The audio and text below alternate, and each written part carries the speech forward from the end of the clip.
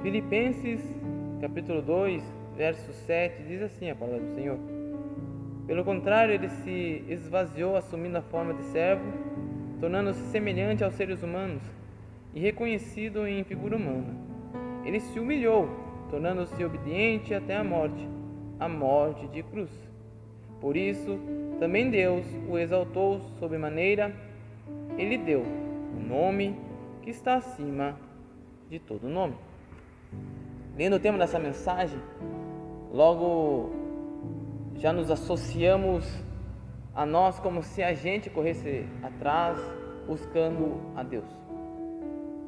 Mas esquecemos que não é nada sobre mim e nada sobre você, e sim tudo sobre Ele. A própria história da humanidade já nos mostra que é o homem que corre atrás de Deus para preencher nele um vazio existencial. Mas no cristianismo é diferente. Vemos Deus, o próprio Jesus, se desfazendo da tua glória para vir atrás da tua criação. Se tirarmos Buda do budismo, ele ainda existirá, mas se tirarmos Cristo do cristianismo, ele desaparecerá. Podemos dizer que sim, cristianismo não existe sem Cristo. Eu imagino um formigueiro, e se nós entrarmos nesse formigueiro, eu tenho certeza que você sairá de lá tudo picado, mas não é essa a intenção.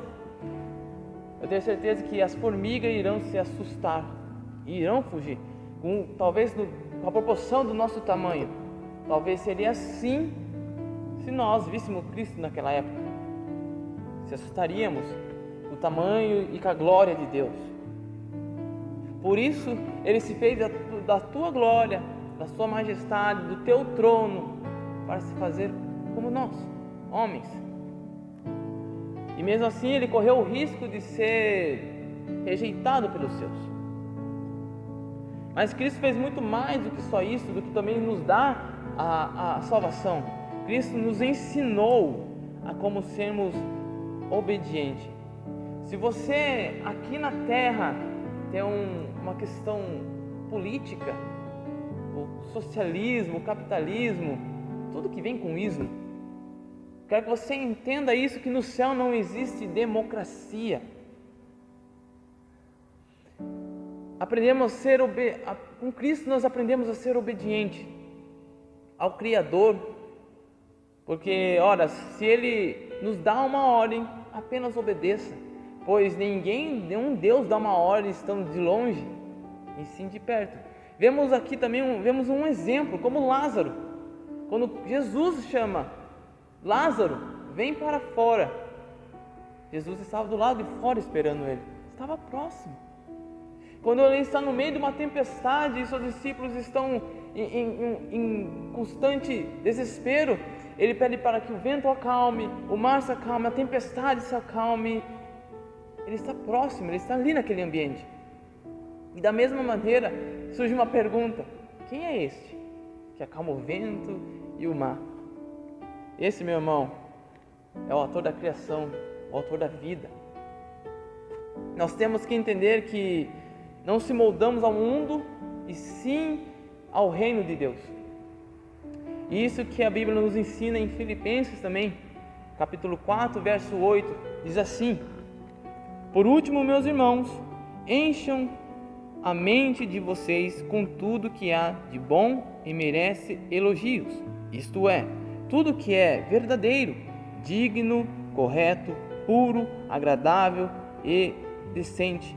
Ponham em prática o que vocês receberam e aprenderam de mim, tanto com as minhas palavras como com as minhas ações, e o Deus que nos dá a paz está com vocês. Aprendemos também isso em Romanos, capítulo 12, verso 2. A palavra de Deus diz assim: Não vivam como vivem as pessoas desse mundo, mas deixem que Deus os transforme por meio de uma completa mudança da mente de vocês. Assim vocês conhecerão a vontade de Deus, isto é, aquilo que é bom, perfeita e agradável a Ele.